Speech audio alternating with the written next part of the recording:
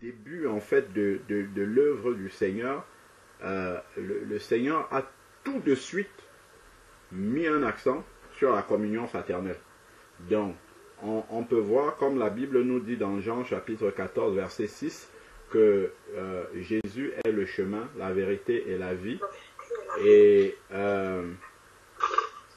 donc, il est venu pour nous montrer le chemin, mais aussi, on a un passage dans Romains chapitre 29, oh non, qu'est-ce que je dis? Romains chapitre 8, verset 29 plutôt, où la Bible nous dit, en fait, on va lire ce verset-là, c'est important, Romains chapitre 8, verset 29, on connaît bien le verset 28, tout concourt au bien de ceux qui aiment Dieu, bon, c'est celui qui vient juste après, le 29 qui nous dit que, car ceux qu'il a connus d'avance,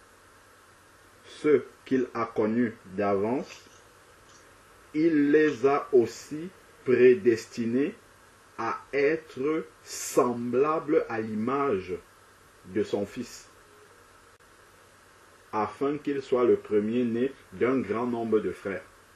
C'est un peu comme si Dieu avait eu un premier Fils qui est modèle, le modèle de tous les frères qui vont venir après. Frères et sœurs, bien sûr. Donc, nous avons Christ qui est notre modèle et il a montré le chemin par lequel chacun de nous, nous devons passer. C'est pour ça qu'on nous appelle des disciples de Christ.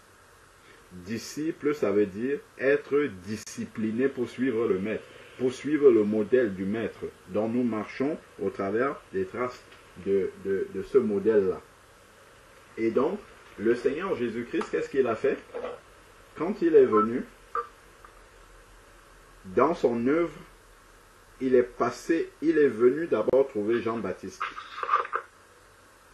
Jean-Baptiste, Matthieu chapitre 3, il prêchait « Repentez-vous, car le royaume des cieux s'est approché ». C'était le seul message de Jean-Baptiste, il a prêché la repentance, et quand Jésus a commencé son œuvre, le ministère de Jean-Baptiste s'est arrêté en même temps.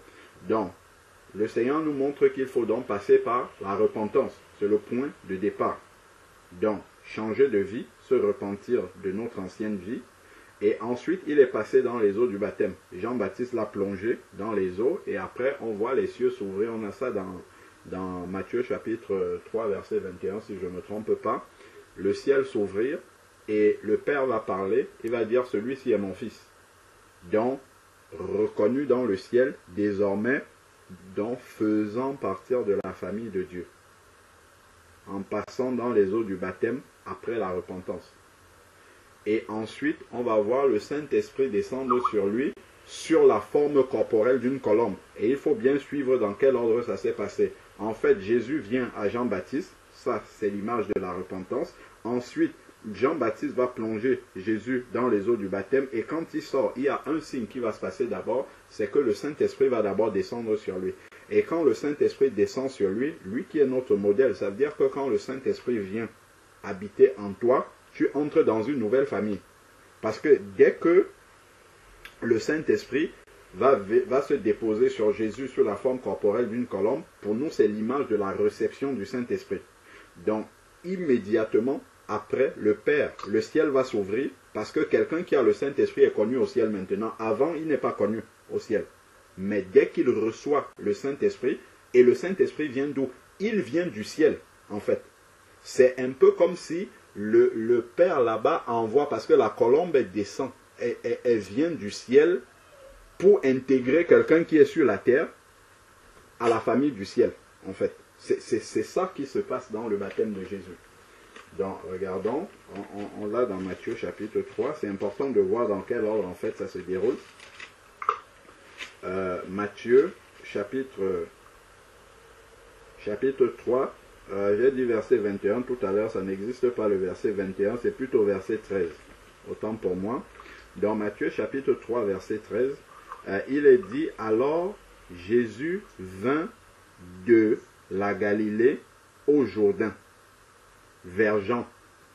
Donc là, pour être baptisé. Donc là, on a l'image de la repentance et pour ça, on peut prendre Matthieu chapitre 3, toujours verset 1, qui nous dit pourquoi Jean était justement est l'image, en fait, de la repentance dans la Nouvelle Alliance. Donc, en ce temps-là, je suis dans Matthieu chapitre 3, verset 1.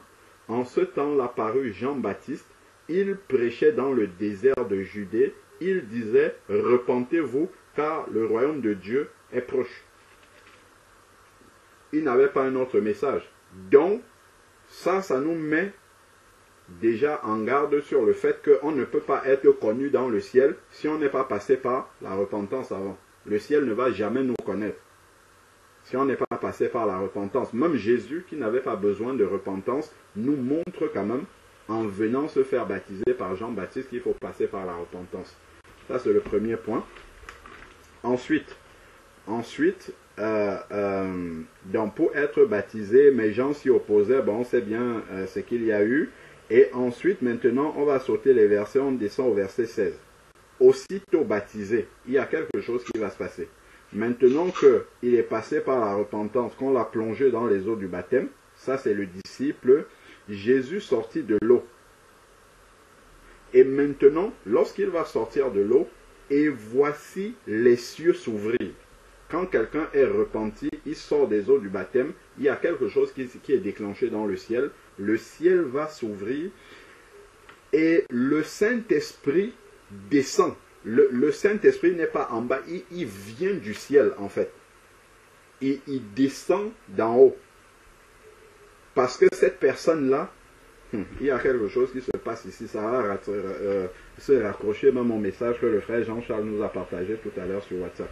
Donc, il est dit ici, le Saint-Esprit est dans le Saint-Esprit de Dieu descendre comme une colombe et venir sur lui. Donc, le Saint-Esprit est quitté du ciel et descend en fait sur celui qui vient de passer par la repentance et les eaux du baptême. Pourquoi? Parce que désormais, dès que l'Esprit de Dieu va entrer en lui, il n'est plus terrestre, il fait partie maintenant d'une famille céleste. Et quand le Saint-Esprit se pose sur lui comme ça, il y a quelque chose qui va se passer. Il va voyager, son corps physique va rester sur la terre, mais lui, il va être transporté dans le ciel. Parce que le Saint-Esprit est venu pour l'amener au ciel. C'est ce qui se passe. On peut dire, oula, qu'est-ce qu'il nous raconte comme ça? Allons dans Colossiens chapitre 1, verset 13. Et ça se passe à cet instant précis-là.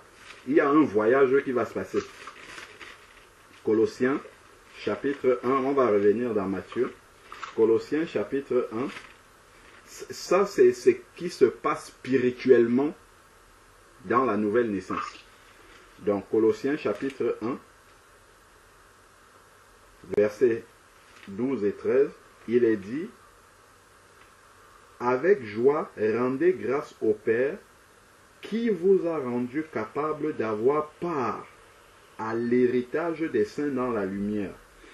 Il nous a délivrés de la puissance des ténèbres. » Tout ça là, ça se passe à l'instant où le Saint-Esprit se pose sur lui.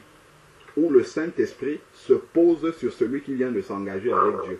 C'est à cet instant précis là que ce verset s'accomplit. Il nous délivre à cet instant-là de la puissance des ténèbres. De quelle manière? Parce que quand l'Esprit de Dieu vient habiter dans un corps, il enlève, il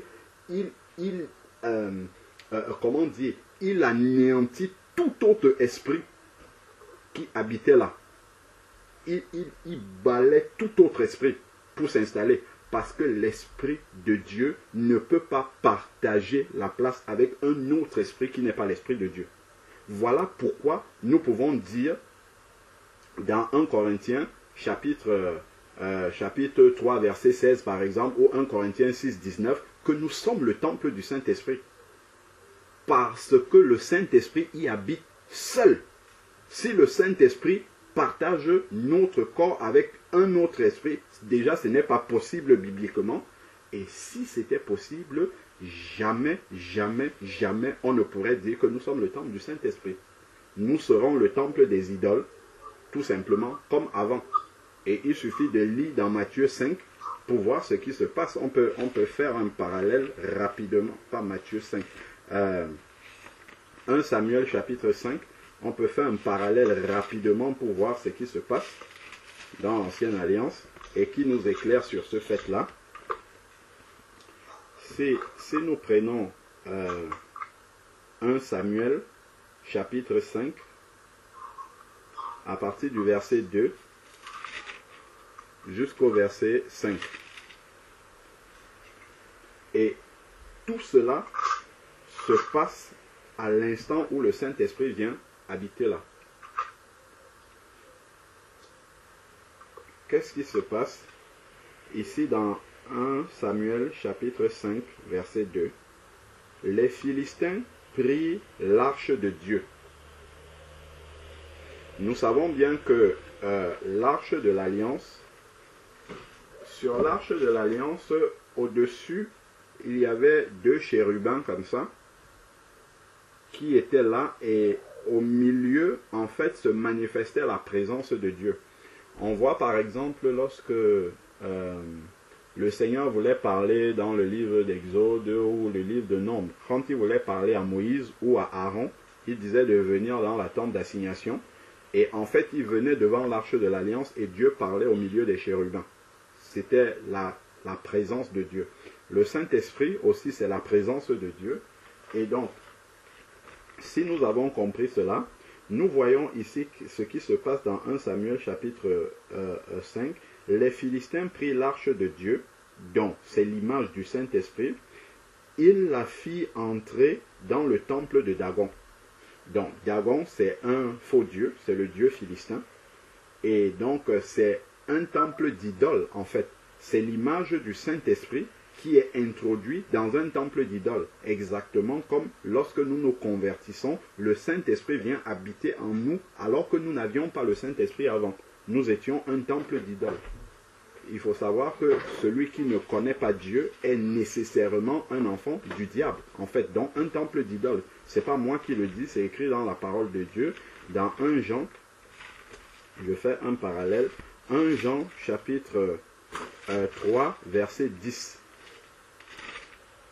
1 Jean chapitre 3, verset 10.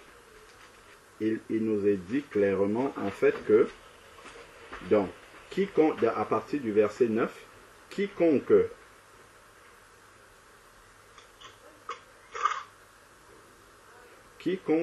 est né de Dieu ne pratique pas le péché parce que la semence de Dieu demeure en lui. Cette semence-là, c'est la parole de Dieu gardée par le Saint-Esprit.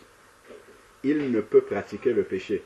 Jean 16, verset 8 dit que le Saint-Esprit nous a été donné pour nous convaincre de péché, de justice et de jugement. Donc, pour nous éviter de marcher dans le péché, Dieu nous envoie le Saint-Esprit. Donc, ceux qui sont nés de Dieu, donc, ont le Saint-Esprit et donc ne peuvent pas pratiquer le péché, parce que le Saint-Esprit est là pour nous couper du péché, justement. Et verset 10, ici, il est dit, c'est par là, c'est par l'attitude devant le péché que se manifestent les enfants de Dieu et les enfants du diable, en fait.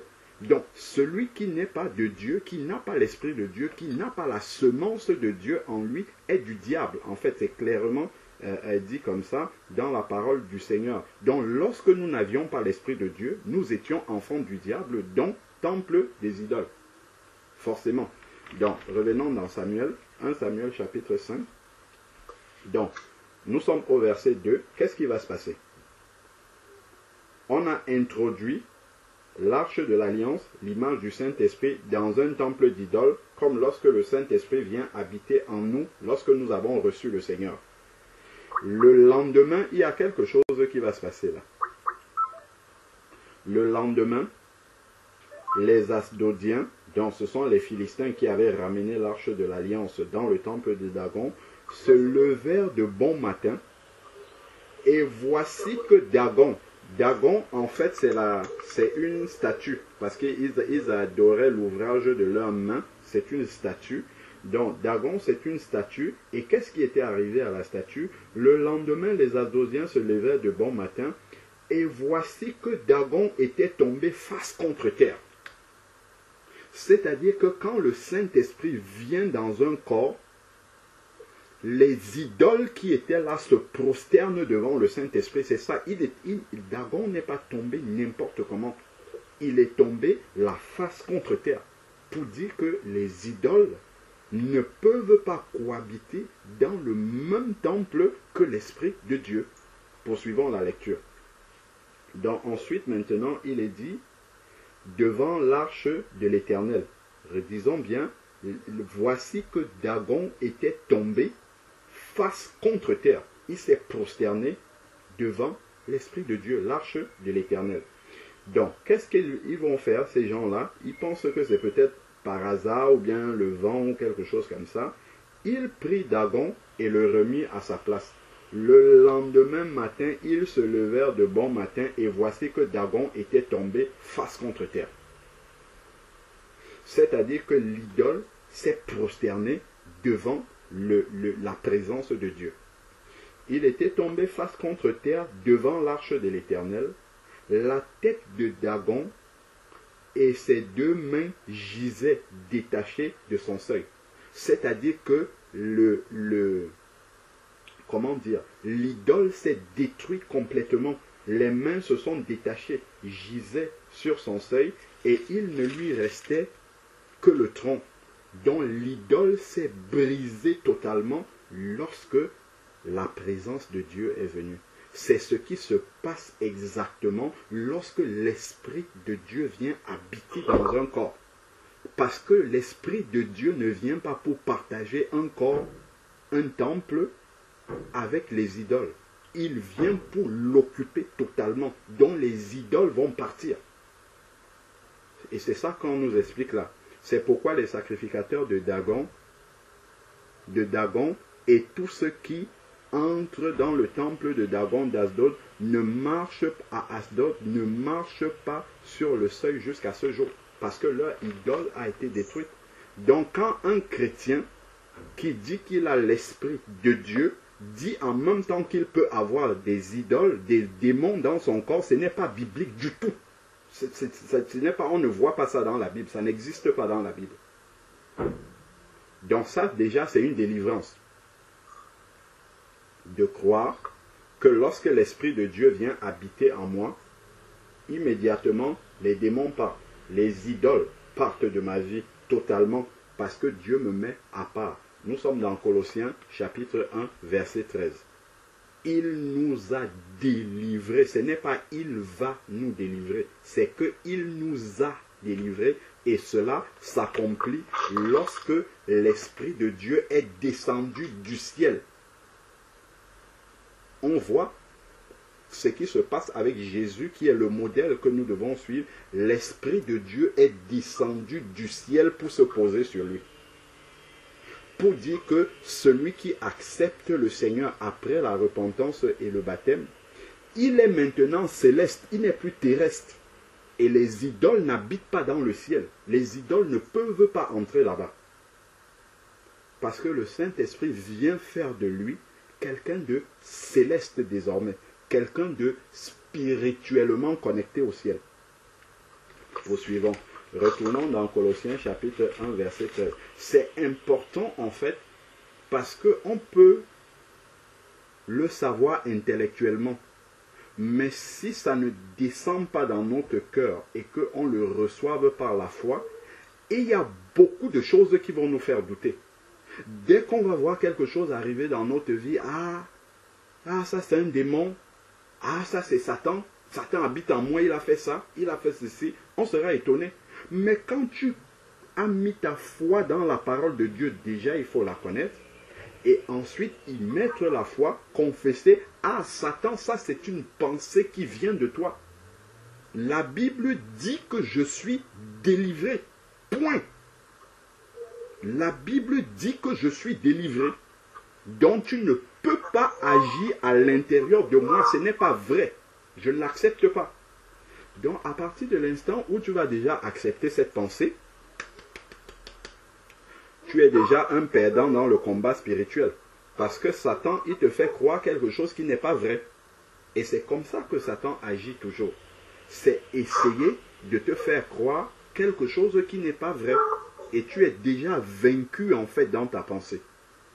Et c'est comme ça qu'il va commencer à t'attaquer dans d'autres domaines parce qu'il sait que la pensée est déjà fragilisée à cause du fait qu'il t'a glissé un mensonge que tu as accepté. Donc, revenons dans Colossiens chapitre 1, verset 13, et nous sommes en train d'expliquer ce qui se passe lors du baptême de Jésus, qui est l'image de ce qui se passe aussi pour chacun d'entre nous, parce qu'il est le modèle, l'image que nous allons suivre, parce que Dieu a dit dans Romains chapitre 8, verset 29, que Christ est l'image, il va nous transformer à l'image de Christ. Donc on va suivre exactement les pas du Seigneur Jésus-Christ. Donc si nous prenons Colossiens, nous étions dans Colossiens chapitre 1 verset 13. Colossiens chapitre 1 verset 13. Donc, il nous délivre. On a dit qu'il nous a délivrés du pouvoir des ténèbres. Là, on vient de l'expliquer. Ça se passe quand l'Esprit de Dieu se pose. Donc, il nous enlève d'abord de la puissance des ténèbres. Qu'est-ce que ça veut signifier également? Lorsque l'Esprit de Dieu vient en nous, la Bible nous dit dans 1 Jean, chapitre 5, verset 19, que le monde est sous la domination du malin. Allons lire. 1 Jean, chapitre... Tout ce que nous sommes en train de dire sont des rappels qui doivent nous apporter la délivrance dans notre pensée. Nous libérer de certaines choses qu'on a admises et qui nous font vivre une vie de défaite. Alors que normalement, si on connaît la parole de Dieu et qu'on la confesse avec foi, on est dans la victoire. Dans 1 Jean chapitre 5, verset 19 dit que nous savons que nous sommes de Dieu et que le monde entier est sous le pouvoir du malin. Donc le monde entier est sous le pouvoir du malin. Si Dieu vient nous délivrer, comme nous dit Colossiens chapitre 1, verset 13, s'il vient nous délivrer de la puissance des ténèbres, ça veut dire qu'il vient nous délivrer du monde, en fait.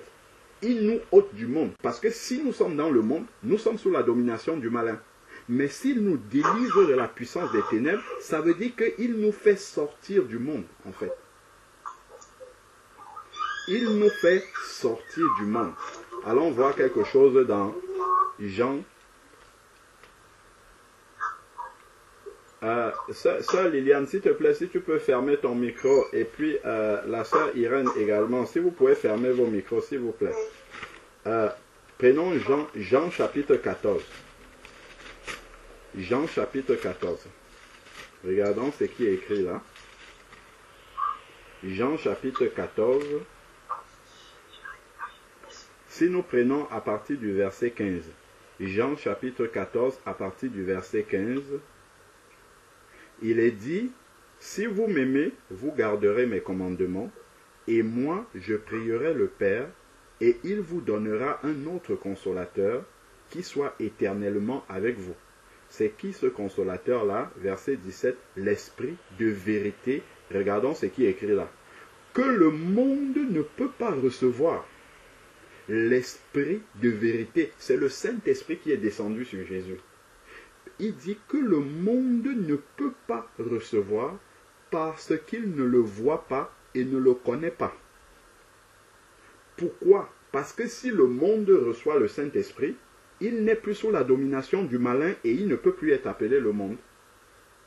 Mais nous, comme nous recevons le Saint-Esprit, à l'instant où on reçoit le Saint-Esprit, Dieu nous sort du monde, spirituellement.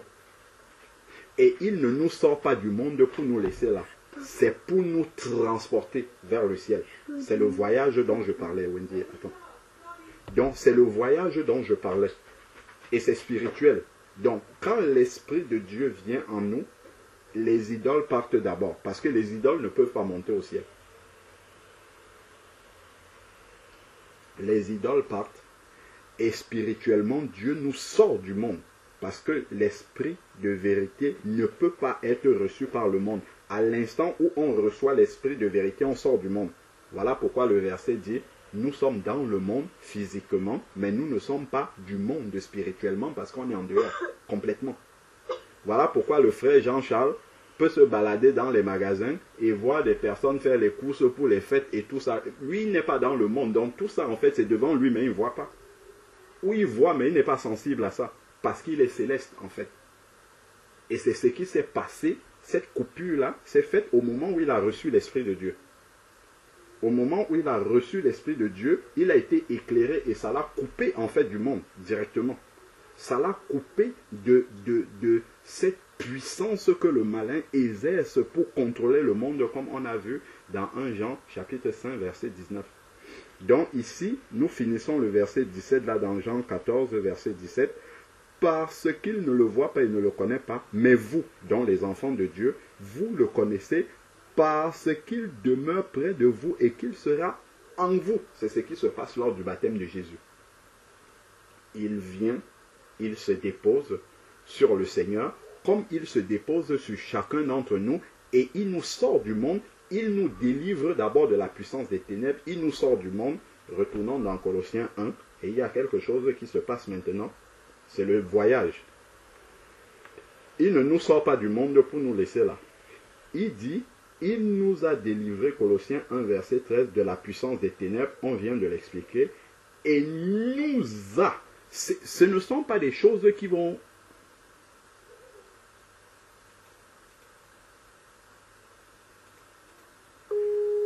Ce ne sont pas... Il y a eu un petit problème technique. Donc, ce ne sont pas des choses qui vont se produire plus tard. Tout ce que nous disons là, ça se produit lors de la nouvelle naissance. C'est ça que nous sommes en train d'expliquer là exactement. Parce que si nous comprenons spirituellement ce qui s'est passé lors de notre nouvelle naissance, nous serons affranchis de beaucoup de choses, énormément de choses. Donc, le Seigneur, son esprit qui est venu en nous, nous a délivrés d'abord de la puissance des ténèbres, parce que ça c'est d'en bas. Pourquoi? Parce qu'il nous prépare à monter spirituellement. Donc, et il nous a sortis du monde, on a expliqué aussi. Et maintenant, le verset de Colossiens 1, verset 13 dit, et nous a transportés dans le royaume du Fils de son amour. Voilà pourquoi j'insistais sur le fait que le Saint-Esprit qui est venu se poser sur Jésus et qui vient se poser sur chacun de nous vient d'en haut. Il vient du ciel. Le ciel s'est ouvert parce qu'il va avoir un voyage là qui va se passer spirituellement. Le Saint-Esprit est descendu. Il a fait le travail qu'il fallait, nous délivrer de ce qui est d'en bas, nous sortir du monde et ensuite il nous ramène là-bas en haut, spirituellement. Voilà pourquoi Éphésiens chapitre 2, verset 6. Éphésiens chapitre 2, verset 6 dit, il nous a ressuscités ensemble et fait asseoir ensemble dans les lieux célestes en Christ. Voilà spirituellement où nous sommes. Et spirituellement, les lieux célestes, c'est où? Éphésiens chapitre 1, verset 21. Éphésiens 1, verset 21. Au-dessus, les lieux célestes, au-dessus de toutes les principautés, les autorités, les puissances, les souverainetés, au-dessus de tout nom qui se nomme, non seulement dans le siècle présent, mais encore dans le siècle à venir. C'est-à-dire que là où Christ nous a transportés spirituellement, les puissances des ténèbres ne peuvent pas accéder là-bas. Pourquoi je vais avoir peur de Satan? Pourquoi quand Satan bouge quelque chose dans ma vie, ça me fait peur? Non. Là où je suis, il ne peut pas m'atteindre. Et ça m'apporte déjà une grande délivrance. Et ça fait la différence entre un enfant en Christ et un adulte en Christ, un chrétien mature et un chrétien qui est enfant encore. Il y avait un frère, qui est le frère Henri Viomura notamment, qui racontait qu'une fois il avait été visiter avec ses petits-fils, ses petits-enfants, un aquarium géant, et il marchait comme ça. Donc, en fait, on pouvait marcher à l'intérieur de l'aquarium, et puis il y avait des baies vitrées, enfin des baies, c'est pas des baies vitrées, mais en plastique, en fait, à l'intérieur desquels les poissons passaient au-dessus d'eux, à côté, et ainsi de suite.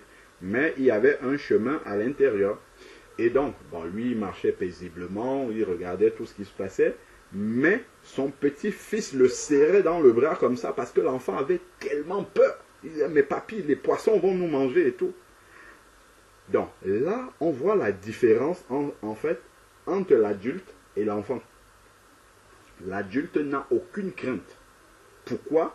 Parce que l'adulte a compris, il a admis, et pour lui, c'est certain que les parois qui protègent et qui gardent les poissons à l'intérieur de toutes les baies qui ont été faites sont suffisamment solides pour que les poissons ne puissent pas les transpercer et venir attaquer les humains. Ce n'est pas possible. L'adulte l'a compris, donc l'adulte marche sans aucune inquiétude.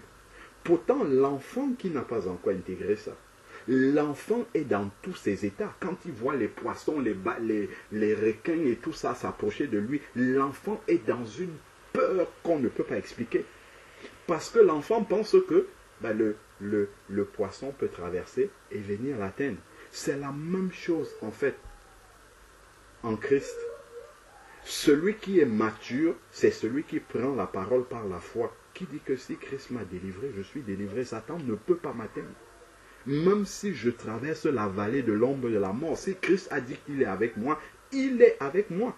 Quel que soit ce que je suis en train de traverser, le Seigneur sait que je traverse cette situation.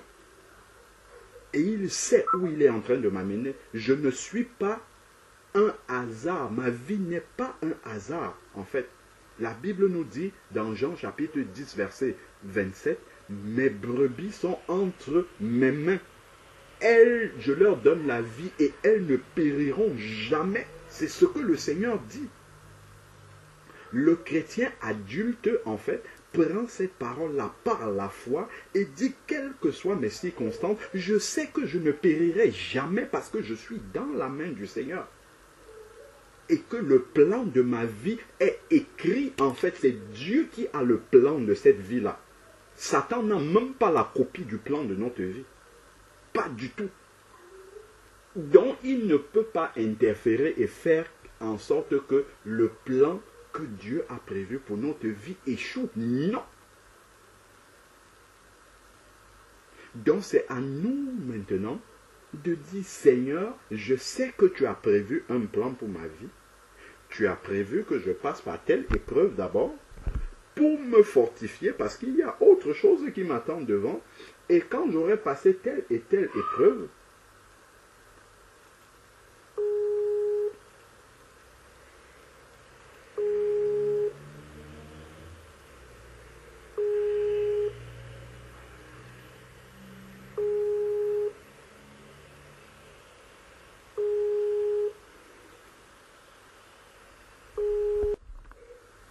que Dieu soit béni. Le malin s'agite beaucoup. Hein. Il s'agite beaucoup parce qu'on est en train de le secouer là.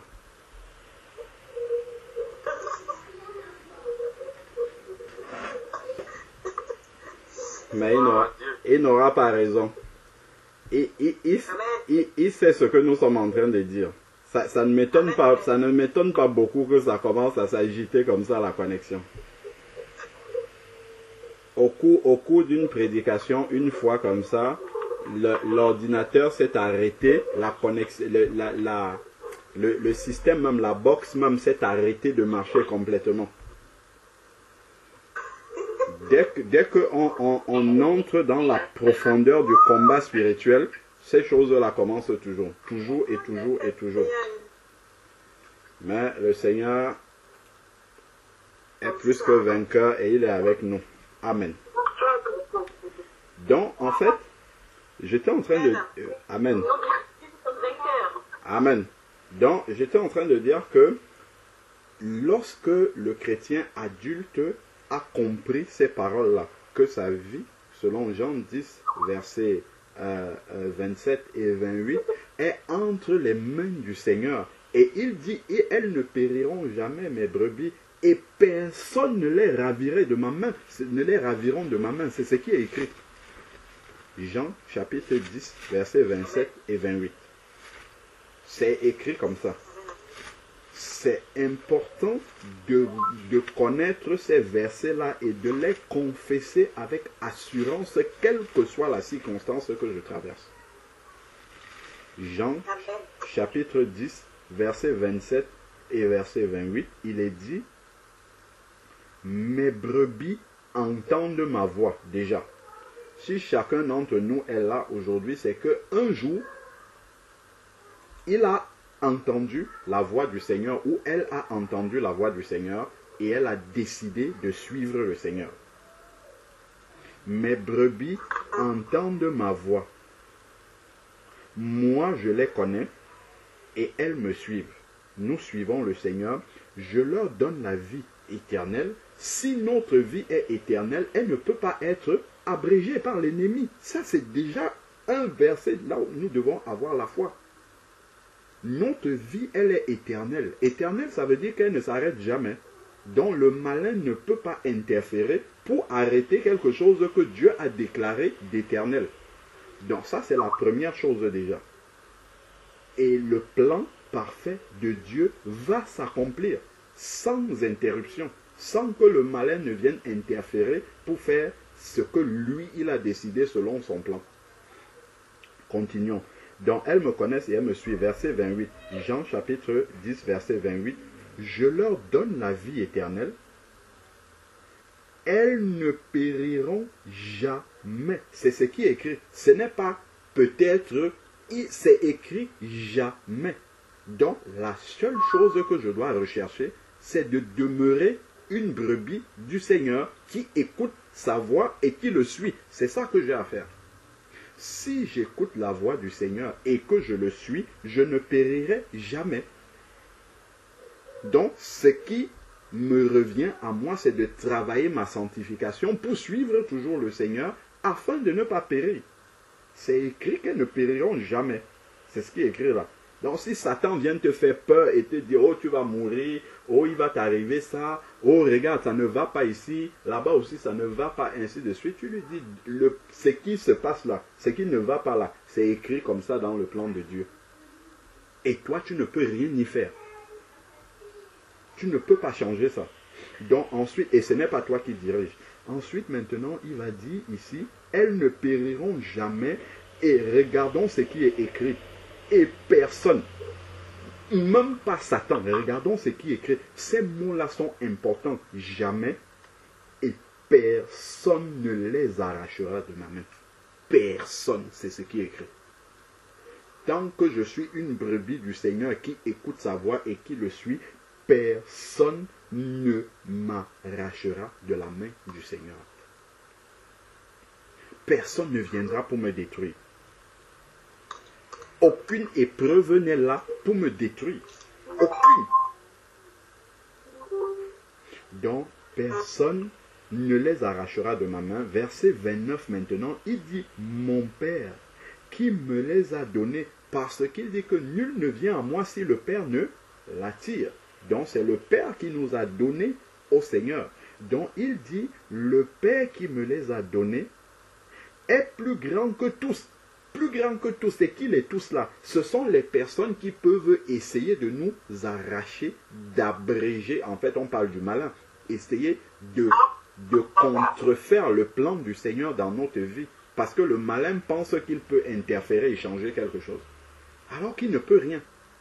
Et le problème, c'est que bien souvent, les épreuves sont tellement, les montagnes sont tellement élevées devant nous.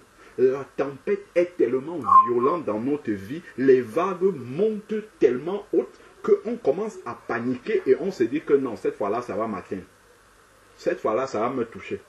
Alors que c'est écrit, personne ne me les ravira. Personne ne les arrachera de ma main. C'est ce qui est écrit là.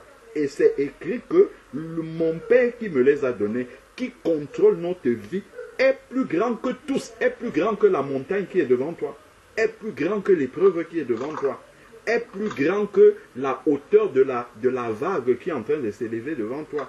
Il est plus grand que tout cela. Donc je ne dois pas paniquer, quelle que soit la taille de l'épreuve. Ce que je dois dire, Seigneur, Père, aide-moi à continuer à écouter ta voix et à te suivre. C'est-à-dire de réagir comme tu veux dans l'épreuve. C'est de cette manière-là que je réussis mes examens dans l'épreuve. Et je sais que si tu me permets de passer par là, c'est parce que tu me prépares à une tâche qui arrive devant.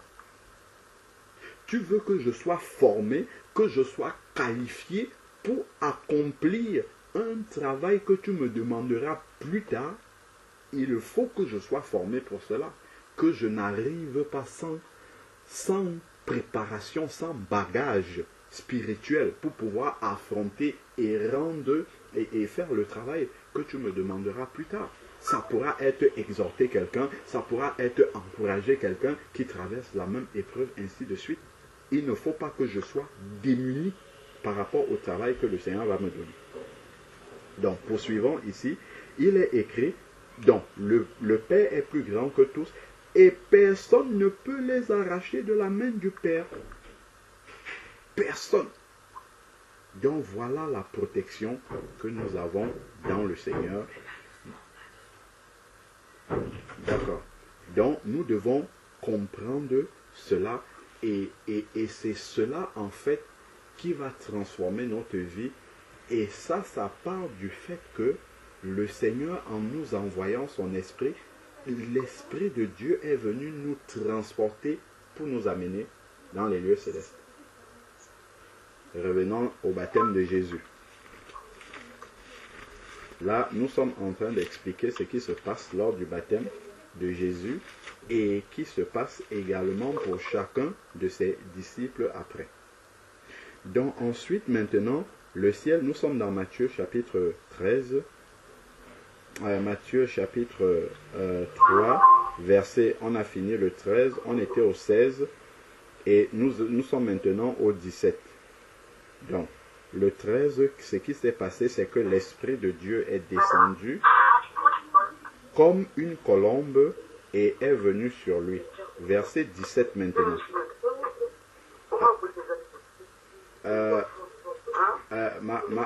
Maman, la Médie, s'il te plaît, est-ce que tu peux couper le micro? Poursuivons. Donc ensuite, ce qui va se passer maintenant, c'est que désormais, comme l'Esprit de Dieu habite en nous, il n'y a plus d'idoles et tout, voici une voix se fit entendre des cieux. Une voix fit entendre des cieux ces paroles. Pour chacun d'entre nous, c'est ce qui se passe. Celui-ci ou celle-ci est mon fils en qui j'ai mis toute mon affection. Pourquoi? Parce qu'il a mon esprit. Il m'appartient. Donc, ça, c'est l'image de ce transport-là, où on habite maintenant dans les lieux célestes. Et qu'est-ce qui va venir après ça? Parce que tu es fils, enfant de Dieu, Dieu ne peut pas t'épargner la suite du chapitre 4. Si Dieu t'épargne ça, c'est que tu n'es pas son fils ou bien il ne t'aime pas de toute son affection. Voilà comment l'épreuve va devenir un sujet de reconnaissance que nous sommes des enfants de Dieu. Regardons comment ça s'enchaîne le chapitre 4 par rapport au chapitre 3. Sachant que la Bible, elle est écrite à la base, il n'y a pas les chapitres, il n'y a pas les versets, c'est un texte qui se suit. Donc, si je relis le verset 17 avec le verset 1 du chapitre 4, verset 17 de Matthieu 3 avec le verset 1 du chapitre 4, c'est la suite. Je relis d'abord le 17 pour qu'on comprenne bien la transition. Et voici qu'une voix se fit entendre des cieux. Fit entendre des cieux ces paroles. Celui-ci est mon fils en qui j'ai mis toute mon affection. N'oublions pas que nous sommes partis de Romains chapitre 8 verset 29 qui dit que nous allons être, Dieu nous a prédestinés à être semblables à l'image de Christ. C'est-à-dire de passer par le même cheminement que Christ. Exactement. Donc, maintenant que la voix s'est fait entendre du ciel et que le Père dans le ciel a dit, ben, ça c'est ma fille Nadia, que j'aime de toute mon affection, ça c'est mon fils Jean-Charles, que j'aime mon fils bien-aimé, que j'aime de toute mon affection, quand le Père a dit ça maintenant, il va nous prouver ça, mais c'est d'une manière spirituelle, parce qu'il nous a d'abord donné son esprit pour comprendre. L'esprit de Dieu est d'abord descendu sur Jésus.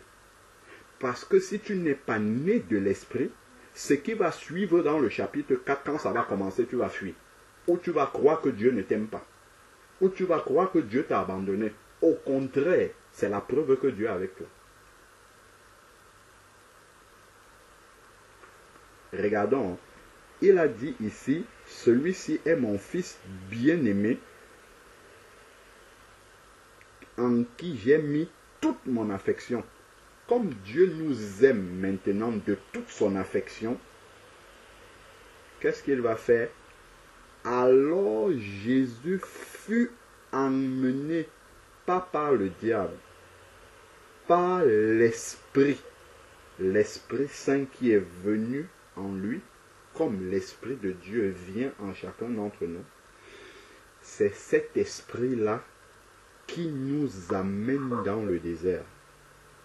C'est-à-dire que le plan de Dieu est de nous entraîner dans le désert afin de nous former là-bas. Si Dieu nous prend avec son esprit et il nous fait esquiver le désert, c'est que nous ne sommes pas ses fils bien-aimés qui nous aiment de toute son affection. C'est que nous ne serons pas formés à l'image de Christ. Quand on fait l'image de quelque chose, il faut que l'image soit fidèle à la réalité. L'image, on photographie quelque chose, il faut que quand on regarde la réalité, on regarde l'image, que ça soit pareil. Mais comment toi, en tant qu'enfant de Dieu, lorsque tu vas dans le désert, lorsque tu es dans le désert, tu dis le diable m'a amené dans le désert. C'est écrit que c'est l'Esprit de Dieu. Évidemment, si tu as péché et que tu subis une conséquence de ton péché, ben oui, là, ce n'est pas Dieu qui l'a fait. Et là, on parle d'un enfant de Dieu qui est sérieux, qui écoute une brebis du Seigneur, qui écoute la voix du Seigneur et qui le suit. Et qui se retrouve pour cela dans l'épreuve.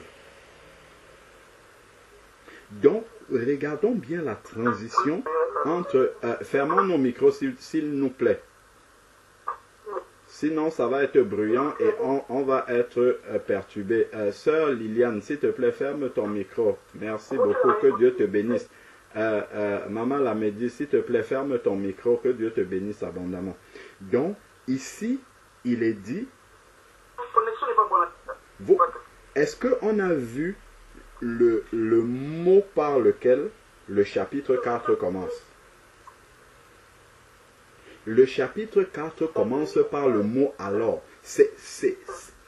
En fait, lorsque Maman Lamédi, s'il te plaît, ton micro, il est ouvert. Lorsque on médite la parole de Dieu, c'est important de s'arrêter sur chaque mot, en fait. Parce que chaque mot, les mots ne sont pas placés par hasard dans la parole de Dieu. Lorsque... Maman Lamédi, s'il te plaît, ton micro, il est ouvert. Donc, en fait, ici, il est dit... Nous étions au chapitre 3, verset 17, qui se termine par « Celui-ci est mon fils bien-aimé en qui j'ai mis toute mon affection. » Et ça continue par « alors ». Donc c'est la conséquence de ce que nous sommes fils de Dieu, que Dieu nous aime. Alors Jésus fut emmené par l'Esprit dans le désert, alors Dieu nous conduit aussi naturellement dans le désert. Et il ne nous dit pas pour passer un temps de plaisir là-bas, un temps agréable pour la chair. Il dit la chose suivante, c'est qu'il nous amène dans le désert dans un but, pour être tenté par le diable, pour être éprouvé par le diable. Est-ce que Dieu qui avait un plan pour Jésus-Christ. Jésus, en descendant du ciel, c'est qu'il est venu pour mourir à la croix pour le salut de l'humanité. Ça, c'est le plan de Dieu. Est-ce que le diable peut arrêter ce plan-là? Il a essayé à plusieurs reprises. Mais est-ce que le Saint-Esprit peut amener Jésus dans le désert pour être tenté par le diable afin d'être détruit et que le plan de Dieu ne s'accomplisse pas? Non. Non. Pourquoi nous acceptons alors que si nous traversons les épreuves, c'est que Dieu est en train de nous détruire ou que Dieu laisse que le diable nous détruise? Ben non. Non, ce n'est pas vrai. On ne doit pas accepter cela. Donc, le Seigneur Jésus, qu'est-ce qu'il va faire? Il jeûna 40 jours. C'est important aussi dans notre marche, pour le combat spirituel, de se couper. Le jeûne permet de se connecter davantage au Seigneur. Il jeûna 40 jours et 40 nuits. Après, il eut faim. Nous sommes dans le désert. C'est là maintenant que le tentateur va s'approcher. Ce n'est pas un monsieur qui va venir avec les cornes sur la tête comme ça qui va s'approcher. Non, ce sont les pensées qui arrivent. C'est ça le malin. Le malin vient avec les pensées. Nous avons vu ici que Jésus est le fils bien-aimé du Père qu'il aime de toute son affection. Ça, le diable le sait. Si tu es un chrétien charnel qui marche dans la chair, le diable n'a même pas besoin de te provoquer parce qu'il sait que tu es avec lui. Par contre, si tu es un chrétien sérieux, qui veut suivre le Seigneur, qui est une brebis, qui écoute la voix du Seigneur et qui suit, le diable va venir d'une manière différente. C'est comme ça qu'il vient après Jésus. Regardons bien la manière dont il vient. C'est dans ta pensée que ça arrive. Hein. Ce n'est pas quelqu'un qui vient physiquement devant toi, c'est spirituel ce qui se passe. Ce sont les pensées qui arrivent comme ça. Et qu'est-ce qui va se passer? Il est dit,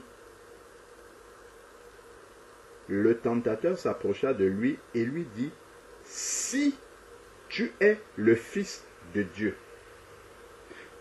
Il met un si devant, alors que en haut là, c'est écrit, celui-ci est mon fils. Il n'y a pas de doute du tout. Mais quand le diable vient, si tu es fils de Dieu. Mais pour nous, ça va être comment?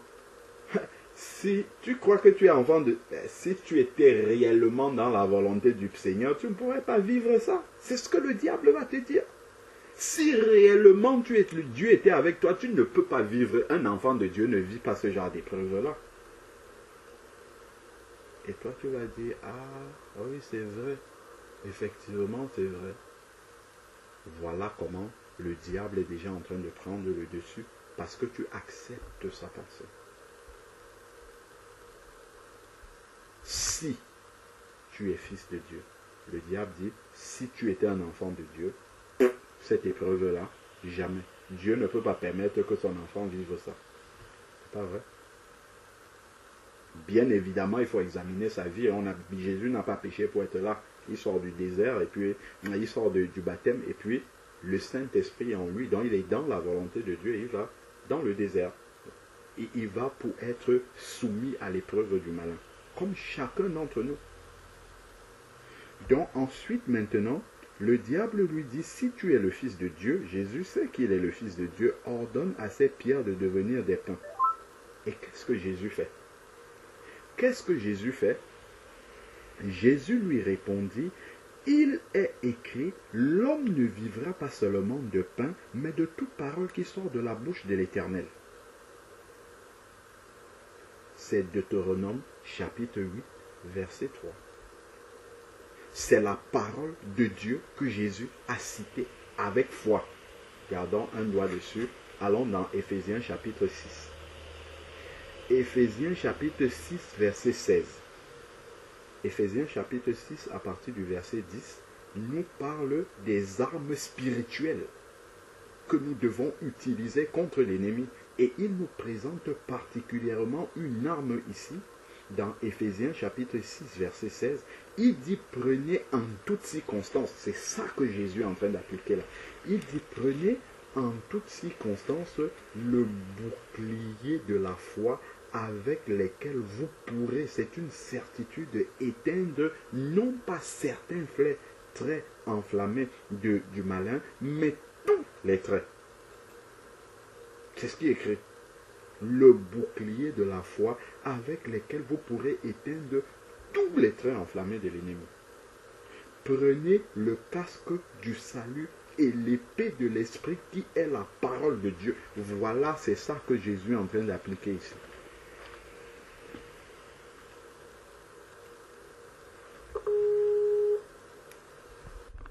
Ah, ce n'est pas grave, on va toujours dire. On va toujours dire jusqu'au bout. Gloire à Dieu. Donc, on doit prendre le bouclier de la foi. Vous avez compris que c'est important, non? À chaque fois que ça se coupe, sachez qu'on est en train de dire quelque chose de très important. C'est quoi le dernier que tu as dit, c'est ralapati, quoi, c'est par rapport. C'est le casque du salut. Alors, je reprends Éphésiens chapitre 6, verset 16 et 17. Il dit, prenez en toutes circonstances le bouclier de la foi avec lesquels vous pourrez éteindre non pas certains traits enflammés de l'ennemi, mais tous. Et ensuite, il dit, prenez le casque du salut et l'épée de l'esprit qui est la parole de Dieu. Et c'est ça que Jésus est en train d'utiliser ici. Et on va voir qu'à la fin, le diable sera vaincu.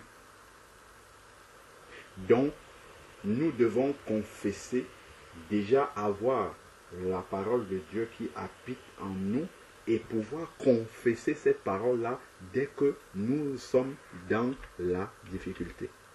Et le désert est aussi la volonté de Dieu pour nous amener à nous enraciner dans sa parole et pouvoir la confesser avec foi.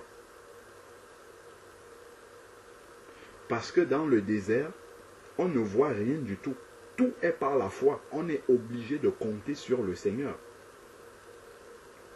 C'est par la foi, en fait, que nous sommes obligés de nous appuyer sur le Seigneur. Donc, le désert, l'épreuve, la difficulté, le combat est aussi une volonté de Dieu pour nous amener davantage à travailler la foi dans la parole de Dieu. Parce que nous prions, nous disons des choses, nous confessons, mais on voit, parfois même tu commences à prier pour une épreuve, c'est là où elle s'intensifie encore davantage. Sache que Dieu est en train de travailler. Si elle s'intensifie, ne te dis pas que là, c'est vous me conduire à la défaite. Au contraire, le Seigneur est en train de travailler puissamment. Et là, il faut que tu fasses attention à ne pas commencer à accepter si tu es le Fils de Dieu. Si tu étais un enfant de Dieu.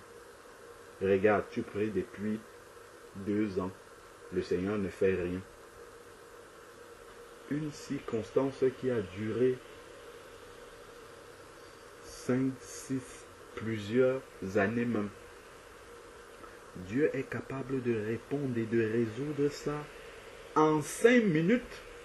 5 minutes, c'est suffisant pour le Seigneur pour retourner une situation que tu as tourné dans tous les sens, dans tous les prières, les jeûnes de tous.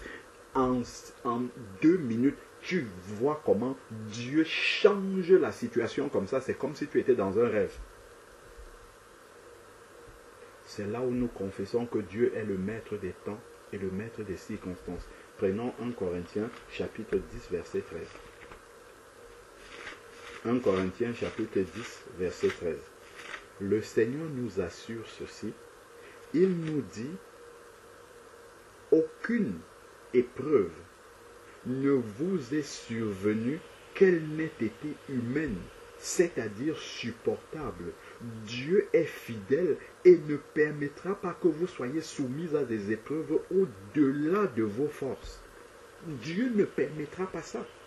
Dieu ne va pas permettre que Jésus aille dans le désert ici, là, pour être détruit par le diable et que son projet ne s'accomplisse pas. Donc quand nous entrons dans l'épreuve, sachons déjà que si Dieu a laissé cette épreuve-là arriver, c'est que nous sommes capables de supporter.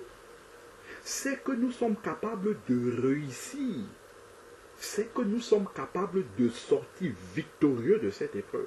C'est que nous sommes capables de réagir comme Dieu veut que nous réagissons. C'est que nous sommes capables de manifester la foi nécessaire pendant le temps qu'il faudra pour que le projet de Dieu s'accomplisse. C'est un verset dans lequel nous devons mettre la foi.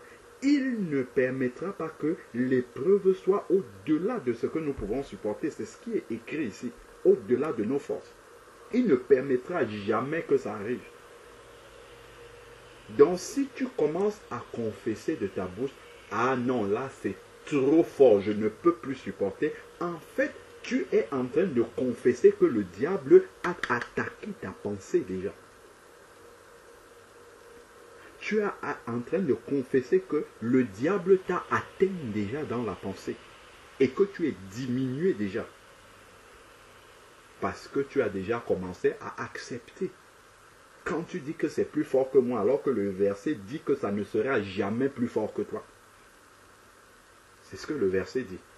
Le verset dit que jamais Dieu ne permettra que une épreuve qui est plus difficile que toi, que tu puisses la traverser.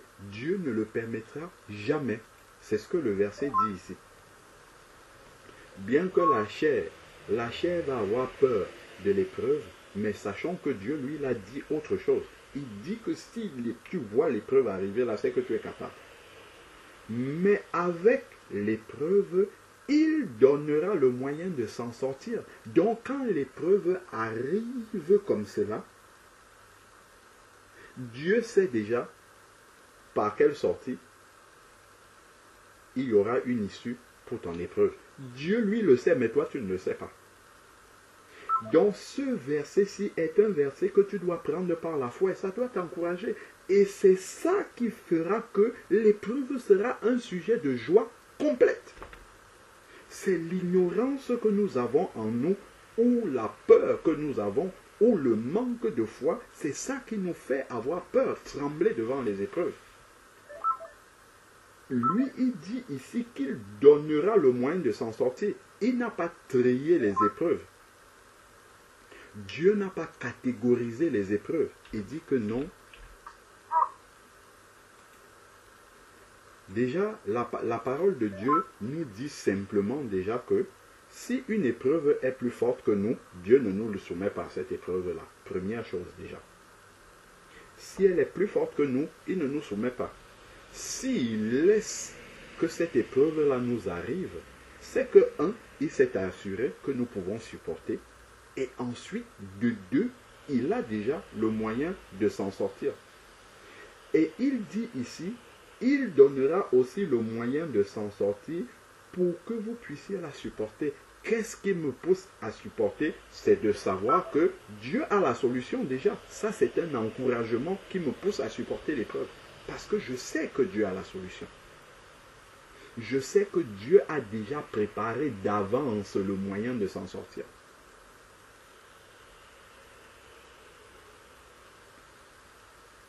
Donc ça m'encourage à supporter. Revenons dans le désert avec Jésus-Christ.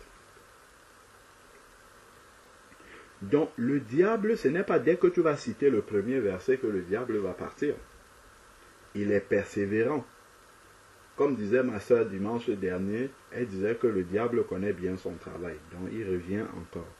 Le diable le transporta dans une ville sainte, le plaça dans la ville sainte, autant pour moi, le plaça sur le haut du temple et lui dit, si tu es le Fils de Dieu, regardons toujours à chaque fois que le diable tente Jésus-Christ.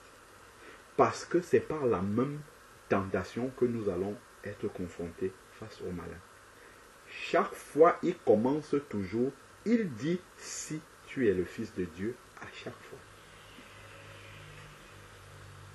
Ne soyons pas étonnés que lorsque les pensées mauvaises les pensées de l'ennemi viennent, ça sera toujours pour remettre en question notre salut, remettre en question notre marche avec le Seigneur, remettre en question notre relation avec Dieu. Évidemment que nous devons analyser et voir si notre faute, si notre responsabilité est engagée. Si on n'a pas de responsabilité, si on est une brebis qui écoute la voix du Seigneur et le suit, n'acceptons pas le si tu es le Fils de Dieu, si tu es un enfant de Dieu. À chaque fois, le malin va toujours venir. Si tu étais enfant de Dieu, ça ne serait pas comme ça. Donc il revient une deuxième fois encore, si tu es le Fils de Dieu, jette-toi en bas, car il est écrit. Voilà comment le malin attaque les brebis du Seigneur qui écoutent sa voix et le suivent. Il vient avec la parole de Dieu. C'est écrit, il donnera des ordres à ses anges à ton sujet et ils te porteront sur les mains de peur que ton pied heurte une pierre. C'est le diable qui cite cette parole-là et cette parole est écrite dans le psaume 91, verset 11 et verset 12. Il cite la parole de Dieu. Le diable ne vient pas vers un chrétien affermi, un chrétien sérieux, un enfant de Dieu qui écoute la parole. Il ne vient pas simplement avec une ruse en dehors de la parole. Il vient avec la parole de Dieu. Maintenant, est-ce que tu auras le discernement pour savoir que ce qu'il me dit là, ce n'est pas la parole qui s'applique pour moi maintenant. C'est ton intimité avec le Seigneur qui te donnera ce discernement-là. Pour savoir que là, ce qu'il me cite là maintenant, ça, ce n'est pas ce que je traverse. Je ne suis pas dans ce cas-là. Je ne suis pas concerné par ça. Et c'est toujours la foi dans la parole de Dieu qui te donnera le dessus. Jésus lui dit, d'autre part, il est aussi écrit, tu ne tenteras pas le Seigneur ton Dieu. Deutéronome 6, verset 16. Jésus lui cite aussi la parole. Donc il faudra que tu sois rempli de cette parole-là et de foi pour confesser avec foi et autorité au malin. Non, il est écrit ça. Je suis dans la volonté du Seigneur parce que Dieu dit que le juste peut traverser les tribulations. Le juste peut traverser les épreuves, mais il ne chancellera jamais, jamais. Il ne sera pas vaincu parce que le Seigneur a dit que je ne périrai jamais. Jamais, c'est ce qui est écrit. Et personne ne pourra m'arracher de sa main. Donc, ensuite, maintenant, il y a des micros qui sont ouverts. Contrôlons nos micros, s'il nous plaît. Sœur Liliane, ton micro est ouvert. Donc, ensuite, maintenant, il est écrit, le diable ne s'arrête pas là. Hein. Il va répéter encore. Il est persévérant. Donc, nous, il faut que nous soyons plus persévérants encore. Même un frère, une sœur dans le Seigneur peut te décourager par une parole. Il faut que tu aies le discernement. Pierre est venu dire à Jésus, quand Jésus dit, je vais aller à la croix, Pierre est venu lui dire, ne plaise à Dieu, tu n'iras pas, Seigneur. Jésus dit, arrière de moi, Satan, parce qu'il avait compris qu'il lui parlait. Même un frère dans le Seigneur, une sœur peut te dire, un verset, ce n'est pas qu'il faut soupçonner les frères et les sœurs, non, il faut discerner en fait. Parce que le malin peut utiliser tout canot pour essayer de te détourner, te sortir de la volonté de Dieu, t'amener dans le doute. Pour que tu te dises, ah, peut-être je ne suis même pas fils de Dieu, fille de Dieu. Donc le diable va encore le transporter sur une montagne très haute et lui montrera tous les royaumes de la terre, du monde. On a dit tout à l'heure que le monde est sous la domination de qui? Du malin. Donc il montre ce qui lui appartient avec leur gloire et lui dit, je te donnerai tout cela si tu te prosternes et m'adores. Ça, c'est entre dans le compromis. C'est ça que ça veut dire. Entre, pour celui qui est sérieux bien sûr, c'est entre dans le compromis. Prosterne-toi et adore-moi. Sors un peu de la volonté du Seigneur, tu en fais trop. c'est trop. Laisse un peu ça. Ben, être chrétien, ça ne veut pas dire alors se couper de tout. Non. Quand même, tu peux faire ça. Et voilà, tu as accepté. Comme Lot. Lot n'habitait pas à l'intérieur de Sodome, mais il était à la porte. C'est l'image du compromis. Il flirtait avec ce qui n'est pas de Dieu. Prosterne-toi et adore-moi. Si Satan vient dire ça à n'importe quel enfant de Dieu qui est né de nouveau, il va dire non. Donc Satan va venir subtilement. Ça sera beaucoup plus subtil. Ça sera vraiment de manière déguisée, en fait, qu'il va venir. Et tu vas entrer tout doucement dans le compromis alors que tu es en train de sortir de la volonté de Dieu. Et là, il pourra mieux te cribler. Parce qu'il sait que si tu es hors de la volonté de Dieu, là, il a l'autorité légale de pouvoir te cribler. Et Dieu ne pourra pas intervenir. Parce qu'il aura raison, en fait. Le Seigneur a commencé, il n'a pas dit « toutes mes brebis ne périront jamais ». Il a commencé par dire « mes brebis entendent ma voix et me suivent ». C'est la condition pour ne jamais périr. Donc, si tu entends la voix du diable et que tu suis le diable, tu es sur le chemin de la perdition. Donc, ensuite, maintenant, il va dire ici, qu'est-ce que Jésus va dire maintenant? Sachant que cette autorité-là que Jésus manifeste ici, nous sommes en train de voir le modèle, c'est le même que nous devons suivre. Jésus va lui dire ici, retire-toi, Satan. Retire-toi. Toi, moi, les enfants de Dieu, nous devons, ce n'est même pas nous pouvons, nous devons confesser ça avec foi. Ce n'est pas retire-toi en tremblant. Quand il lui dit retire-toi, il dit car il est écrit, parce qu'il sait quelle est sa position, comme nous savons quelle est notre position en Christ. Lorsque nous confessons la parole de Dieu avec vérité, avec autorité, on ne doit pas trembler. Parce que c'est ce qui est écrit dans la parole. Et nous mettons la foi dans ce qui est écrit. Et c'est ça qui va faire trembler le diable. Parce que lui, il vient avec une contrefaçon de la parole et il essaye de nous faire accepter cela. Et bien souvent, parce qu'au lieu que nos yeux spirituels soient tournés vers la parole de Dieu, nous avons plutôt les yeux physiques qui sont fixés sur les circonstances que nous traversons, sur la hauteur de la montagne. Quand David il voit Goliath qui est là devant lui, ce n'est pas ce costaud qu'il voit devant lui. C'est la puissance de l'Éternel qui est capable de détruire ce costaud-là. Ce qui lui vient à la pensée, c'est la manière dont Dieu intervient souvent quand le lion vient essayer de saisir les brebis qu'il garde. C'est ça qui lui vient à la pensée. Donc de la même manière que Dieu vient souvent, l'aide souvent à retirer les brebis de la gueule du lion lorsqu'il est en train de les garder. De la même manière, ce même Dieu qui n'a pas changé est capable de détruire le Goliath qui est devant lui. Mais c'est la même chose que nous devons avoir. C'est la même chose. Quand tu traverses une épreuve, souviens-toi de la manière dont Dieu t'a déjà délivré de maintes épreuves. Et tu dis, ce même Dieu-là n'a pas changé. Il est le même hier, aujourd'hui, éternellement. Pourquoi face à une épreuve, on oublie tout de suite, comme les Hébreux qui ont oublié la manière puissante avec laquelle Dieu les a délivrés de l'Égypte.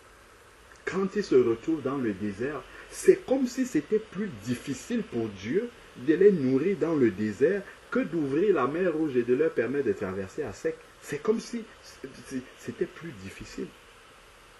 Jésus, à un moment donné, quand il a dit à ses disciples, les gens qui étaient là, qui écoutaient la parole de Dieu depuis quelques jours, Jésus dit donnez-leur à manger. Il commence à dire mais on n'a pas suffisamment de pain et tout ça. Et Jésus se tourne et dit mais c'est pas possible.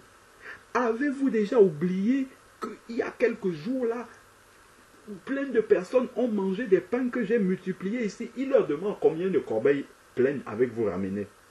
Ils avaient déjà oublié. C'est notre image aujourd'hui. Je traverse une épreuve. Je suis tellement dans une inquiétude. C'est comme si Dieu n'a jamais fait rien pour moi, pour me montrer qu'il est vivant, qu'il existe, qu'il est capable de renverser n'importe quelle montagne. Alors qu'il l'a fait pour faire grandir ma foi. Et que cette foi-là reste à ce niveau. Et tout ce que ma foi doit pouvoir faire, c'est de continuer à grandir. Ce n'est pas de régresser. Parce que ma foi s'appuie toujours sur une connaissance accrue de la parole de Dieu. La foi vient de ce qu'on entend, et ce qu'on entend vient de la parole de Dieu. Plus je connais la parole de Dieu, je la garde en moi, plus ma foi grandit, plus j'expérimente les épreuves, plus justement je suis fort pour supporter, traverser victorieusement les épreuves qui viennent après. C'est ça le but. Donc ensuite, maintenant, il est écrit, le Seigneur lui dit, retire-toi maintenant. Et qu'est-ce que le Seigneur lui dit? Car il est écrit, tu adoreras le Seigneur ton Dieu et tu le serviras et tu lui rendras. Tu adoreras le Seigneur ton Dieu et tu lui rendras seul un culte. Alors le diable le laissa et les anges vont s'approcher de Jésus. Voilà le cheminement du disciple. On a compris que c'est parce que Dieu aime et reconnaît que c'est son enfant qu'il l'envoie dans le désert. Il n'a pas épargné Jésus de là. S'il nous épargne, nous pouvons nous demander si Dieu nous aime. Ça doit déjà révolutionner notre manière de penser. Si je n'ai pas les épreuves, au lieu que lorsque je suis dans les épreuves, que je me demande si Dieu m'aime vraiment et qu'il m'a abandonné, l'Esprit de Dieu, par la parole du Seigneur, m'amène plutôt à me poser des questions. Si je ne suis pas dans le désert, si je n'ai pas des épreuves, si tout roule comme sur des roulettes, je dois me demander, suis-je vraiment fils bien-aimé de Dieu? Dieu m'aime-t-il vraiment de toute mon affection pour m'épargner les épreuves? La dernière fois en lisant Jacques, on a compris que si Dieu nous donne des épreuves, c'est pour que nous ayons des sujets de joie complète. Mais c'est par l'Esprit. Le Seigneur a d'abord, le Saint-Esprit est d'abord descendu sur lui sous la forme corporelle d'une colombe. Parce que si tu prends quelqu'un qui n'a pas l'Esprit de Dieu, tu l'amènes pour être tenté par le désert, c'est fini, il sera détruit. Parce qu'il ne va pas comprendre le but de l'épreuve. C'est spirituellement qu'on comprend la chose. Donc voilà une autre question bonne que je dois me poser. Si Dieu m'épargne le désert, s'il m'épargne la tentation de Satan pour éprouver ma foi et voir si elle est vraiment appuyée sur le roc, sur le Seigneur, je dois me demander, suis-je fils de Dieu? Ce n'est pas Satan qui va me demander à ce moment, c'est moi qui dois me poser cette question-là. Suis-je réellement fils de Dieu que Dieu aime de toute son affection? Dans le désert, l'épreuve, c'est une preuve. Une grande preuve d'amour de Dieu pour nous. Regardons dans la suite de l'épreuve. Pourquoi c'est un sujet de joie complète? Parce qu'on l'a compris spirituellement. Regardons le verset 12 maintenant. Nous sommes dans Matthieu chapitre 4, verset 12.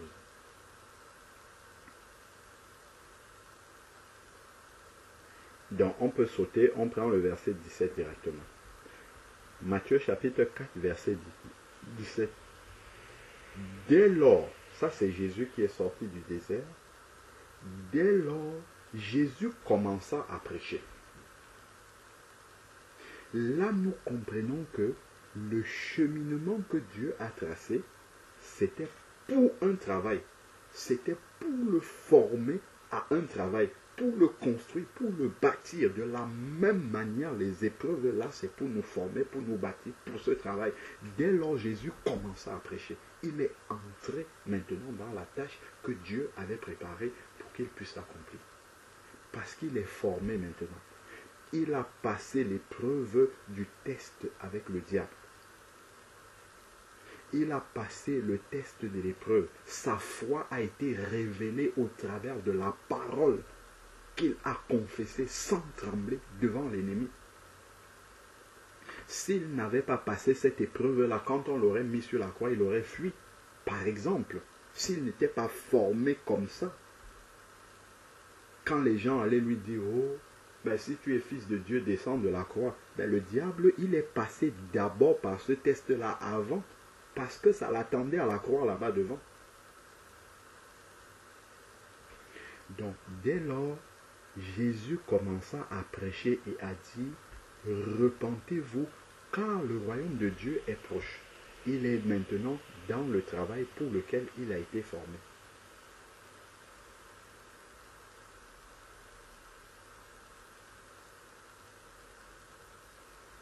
Donc ensuite, maintenant,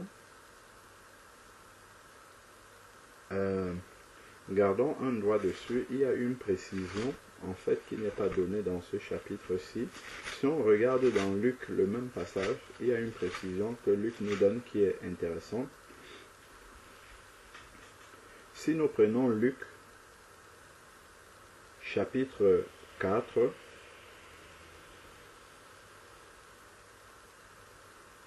si nous lisons le premier verset et le verset 14, Luc chapitre 4, verset 1 et Luc chapitre 4, verset 14.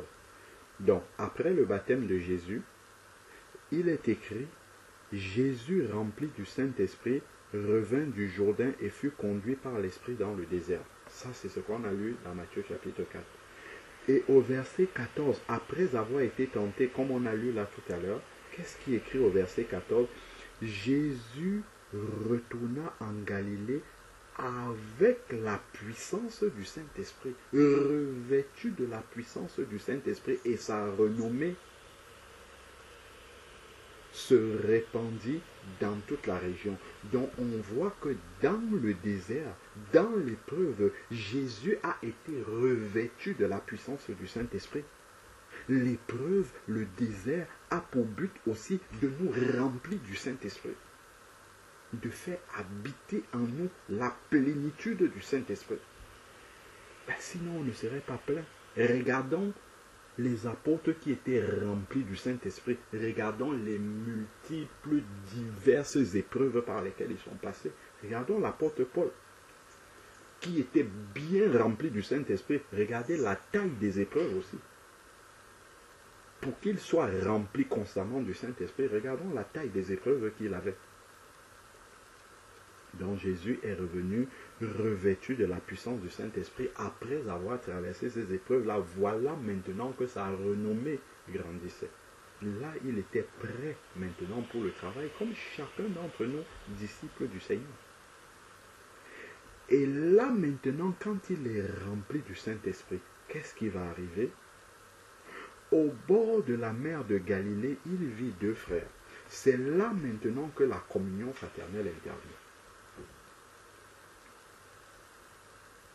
Jésus a été formé, il a compris la direction du Seigneur comme chacun d'entre nous disciples. On est sorti des eaux du baptême, on est passé par la repentance, Dieu nous a formés dans le creux de l'épreuve, ainsi de suite. Et Jésus maintenant, au bord de la mer de Galilée, il vit deux frères, Pierre et André son frère, qui jetaient les filets. En effet, ils étaient pêcheurs. Il dit, suivez-moi. Donc Jésus lui-même, qui avait la plénitude, aurait pu se passer de la communion fraternelle. Il aurait pu accomplir ce ministère-là étant rempli du Saint-Esprit, seul du début jusqu'à la fin. Mais Jésus, qui est le modèle, nous montre le modèle à suivre. Comme il est rempli du Saint-Esprit, il va chercher des frères avec qui marcher, des frères et sœurs. Un chrétien qui veut toujours rester seul, s'isoler, ne peut pas nous dire qu'il est rempli du Saint-Esprit. Non. Rempli du Saint-Esprit nous pousse à rechercher la communion fraternelle. Actes chapitre 2 nous dit la même chose. Même schéma. On a vu là comment Jésus est passé. Tout le chemin par lequel il est passé. Allons dans Actes chapitre 2. On va voir la même chose. Actes chapitre 2, c'est le début de l'église à Pentecôte. Quand Pierre va prêcher, à partir du verset 14, les gens vont écouter la parole. Verset 37, ils vont demander à Pierre comment est-ce qu'il faut faire maintenant. Verset 38, Pierre leur dit, repentez-vous et que chacun de vous soit baptisé. C'est ça que Jésus a fait. Jean-Baptiste, baptême. Et ensuite, il dit, vous recevrez le don du Saint-Esprit. C'est ce qui s'est passé pour Jésus. Le Saint-Esprit est arrivé. C'est le cheminement. Il a montré le chemin. Ensuite, il dit maintenant, verset 40, et par beaucoup de paroles, il rendait témoignage et les exhortait en disant, sauvez-vous de cette génération perverse. En faisant cela, les épreuves vont arriver. Parce que c'est une manière de quitter Satan, dont Satan va réagir. Forcément, il va réagir. Verset 41, ceux qui acceptèrent sa parole furent baptisés. En ce jour-là, furent ajoutés environ 3000 âmes à l'église. Verset 42, immédiatement, ils ont été baptisés. On nous a dit qu'ils ont reçu le Saint-Esprit. C'est ce que Pierre avait dit là au verset 38. Dont le Saint-Esprit les conduit maintenant à persévérer dans l'enseignement des apôtres, dans la communion fraternelle. C'est exactement ce que Jésus a fait. Dès qu'il est sorti des eaux du baptême, dès qu'il est passé par le test du désert, immédiatement, je ne peux pas marcher seul sur ce chemin. Il va voir Pierre et André, il dit, suivez-moi. Parce que ce qu'il a reçu, il faut transmettre aussi. Il faut partager avec d'autres les fardeaux, ainsi de suite. Quand Jésus allait à la croix dans Matthieu chapitre 26, il va prendre Pierre, il va prendre Jean, il va prendre Jacques, il va leur dire, venez prier avec moi. Priez avec moi. Il avait besoin, même comme il pouvait vivre sans besoin des apôtres, il nous montre que nous avons besoin les uns des autres. Jésus, quand il était devant l'épreuve de la croix, il est parti à Gethsémane, il dit, venez, on va prier ensemble. Pierre, André, après il va appeler Jean et Jacques aussi, les fils de Zébédée, qui vont le suivre, et ainsi de suite. On voit vraiment le rôle de la communion fraternelle. Donc, comme je disais tout à l'heure au début, Dieu sauve des personnes à gauche, à droite, ainsi de suite. Il nous accorde son esprit pour nous introduire dans le même corps. Et ensuite, il nous fait cheminer ensemble. Parce que c'est comme cela qu'on se fortifie sur le chemin étroit. Sinon, le chemin étroit serait tellement difficile. Si nous étions seuls sur ce chemin-là. Voilà pourquoi le Seigneur recommande et montre le chemin de la communion fraternelle dès le début de la marche. Dès le début de la marche chrétienne. Celui ou celle qui va vouloir s'isoler, en fait,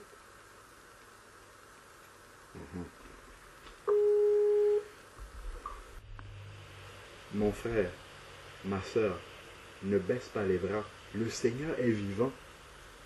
Même si ton épreuve là veut t'accabler, comment? Sache que le Seigneur est vivant. Le fait que quelqu'un qui soit aussi sur le chemin étroit comme toi te dise ça, mais ça va t'encourager. Peut-être quelqu'un qui a des épreuves plus difficiles même encore que toi.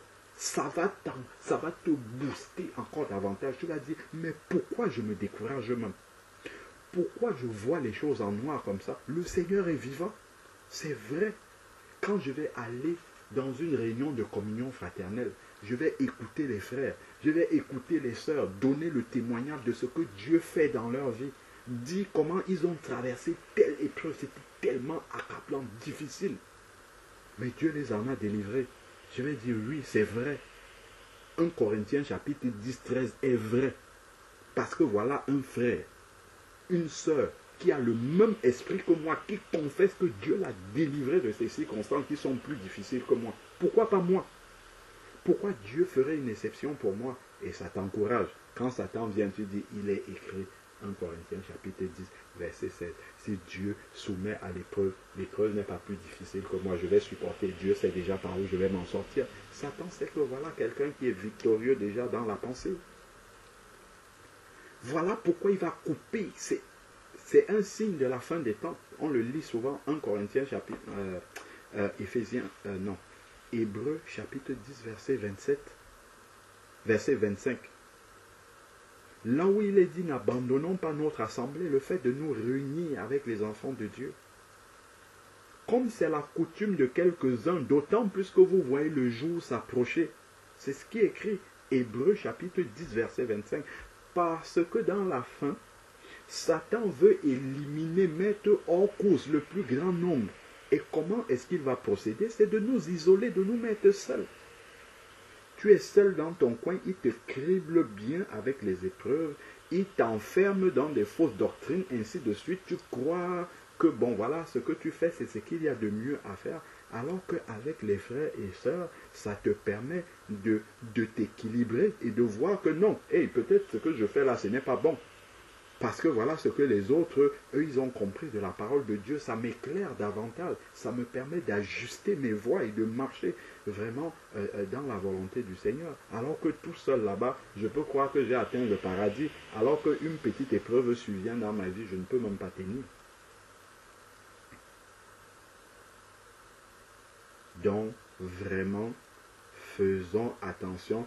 Et il y a une parole, je crois que c'est dans Luc chapitre 22, si je ne me trompe pas, où Jésus va dire quelque chose à Pierre. Et c'est là que nous pouvons voir aussi la puissance de la communion fraternelle. Luc chapitre 22, verset 31. Lisons ce qui est écrit là. Luc chapitre 22, verset 31. Ça a trait avec le verset de Hébreux 10, verset 25. Quand je disais que Satan isole pour mieux cribler, regardons ce qui est écrit. Hébreux, Luc 10, verset 31. C'est écrit, Simon, Simon, Satan vous a réclamé pour vous passer au crible. Satan vous a réclamé. Nous, les enfants de Dieu, Satan nous réclame pour nous passer au crible. L'ennemi, n'oublions pas, je crois c'est Jean 10, 10, où il dit que l'ennemi ne vient que pour égorger et tuer. Il ne vient pas pour s'amuser, surtout quand on est un enfant de Dieu. Il ne vient pas pour s'amuser. Tu traverses l'épreuve, si tu es tout seul, il te fera commencer à douter, remettre en question la parole de Dieu. Crois même que Dieu t'a abandonné. Il te fera croire ça. Tu seras prêt à accepter ça. Alors que quand tu vas voir les disciples du Seigneur, qui sont sur le même chemin étroit que toi, confesser avec foi que Dieu est vivant et qu'il délivre des épreuves, ta foi va augmenter tout de suite. Tu vas reprendre le dessus. Satan vous a réclamé pour vous passer au crible comme le froment, comme le blé. Regardez le verset 32. C'est là l'intérêt de la communion fraternelle. Quelqu'un peut être chez lui, il est en train de prier pour toi, tu ne sais pas. Parce que vous êtes en communion fraternelle ensemble. Sa prière agit dans ta vie, tu ne sais même pas.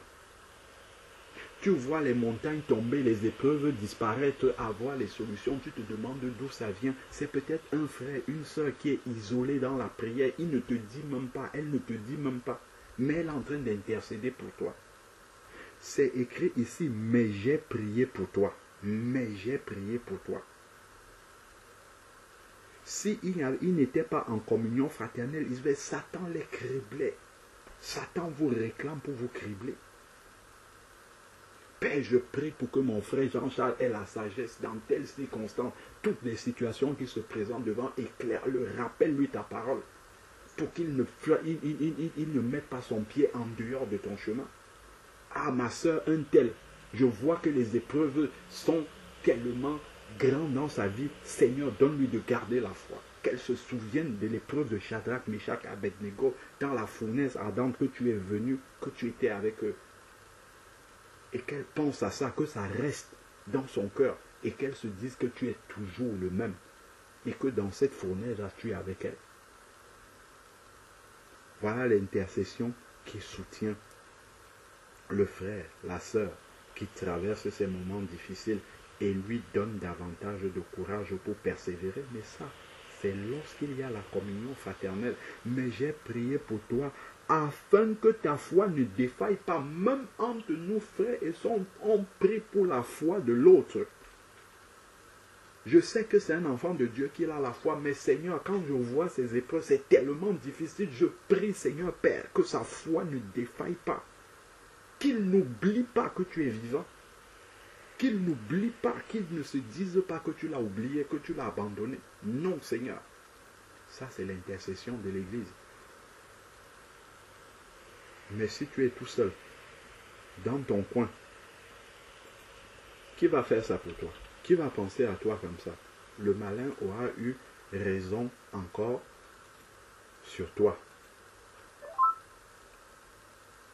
Et après, il lui dit, et quand tu seras revenu à moi, affermis tes frères. Donc, vraiment, voilà quelques éléments que l'Esprit de Dieu a mis dans mon cœur par rapport à la présentation que nous avons fait là, que c'est une grâce de pouvoir vraiment se retrouver dans la communion fraternelle comme ça. On ne peut pas mesurer en fait vraiment la grâce que Dieu nous fait de pouvoir nous retrouver ensemble comme ça, de nous exhorter les uns les autres, de nous encourager les uns les autres, de porter les fardeaux les uns les autres. C'est quelque chose, c'est un grand privilège qui ferme encore la porte à l'ennemi dans nos vies, de nous éveiller encore spirituellement les uns les autres pour demeurer sur le chemin étroit. Vraiment que le Seigneur nous bénisse abondamment et nous garde toujours au pied de sa croix et nous donne de rester toujours lucide spirituellement et de ne pas perdre de vue le modèle qui est Jésus-Christ et de le suivre. Suivre ce modèle, ne pas s'inquiéter tant que nous voyons les choses qui nous arrivent, des souffrances par lesquelles Jésus-Christ également, que Jésus-Christ a enduré, que ses apôtres ont enduré, que les enfants de Dieu également, son Église endure, que nous restions simplement dans la confiance et nous poser toujours la question, suis-je une brebis du Seigneur qui écoute sa voix et qui le suit? Si c'est bon, tout le reste, gloire au Seigneur.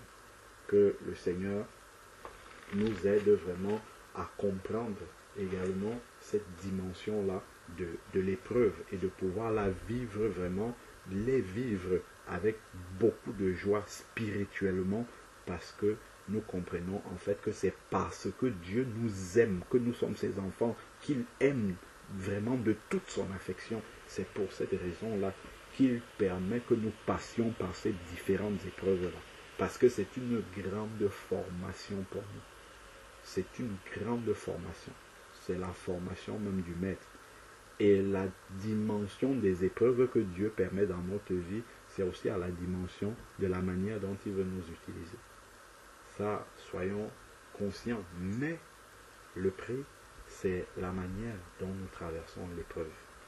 C'est la manière, c'est ça que le Seigneur regarde. Si nous vivons cette épreuve-là de manière spirituelle, ce n'est que si on vit cela de manière spirituelle qu'on va comprendre véritablement quel peut en être le but de la part du Seigneur. Vraiment que Dieu nous bénisse abondamment et qu'il nous donne de demeurer toujours centré sur lui et de ne pas perdre de vue l'objectif. Amen. Amen. Amen. Gloire au Seigneur. Amen. Amen. Amen. Amen. Amen. Gloire à Jésus. Amen. Amen.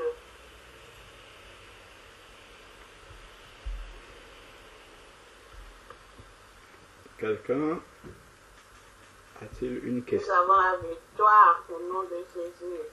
Amen. Amen. Amen. Quelqu'un a-t-il une question par rapport à ce que nous venons de partager ou un témoignage sur ce sujet-là avant qu'on ne change de sujet et qu'on passe peut-être à l'intercession ou bien à des témoignages plus généraux? C'est d'abord que nous creusions sur la pensée que le Saint-Esprit nous a donnée ce soir. Nous restions d'abord sur ce sujet-là et après on pourra déborder sur autre chose. Amen.